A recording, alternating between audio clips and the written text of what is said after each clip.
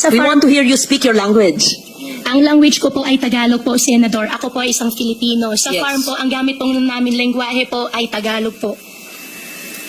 But speak Hokkien. I just want to I hear can it. speak Hokkien po, pero ang Yes. ginagamit po na lengguwahe po sa farm po ay Tagalog. Ay, There's nothing wrong with knowing languages. Yes, po. If you're good in Hokkien, speak it, right? For Yes, after po. all, your father's Chinese and you're half Chinese.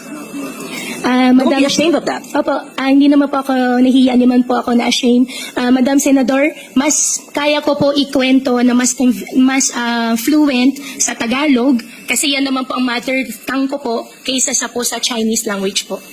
Kaya ako okay lang po na ikwento ko po in Tagalog. Okay, proceed. If you don't like to speak the language of your father, then speak in Filipino. Opo. Briefly, please, Mayor, dahil malapit na tayo mag-suspend. Ay, opo, sorry po ma'am. Thank you. Just Apo. brief. Thank you, Madam Chair. Lumaki po ako sa farm, 14 years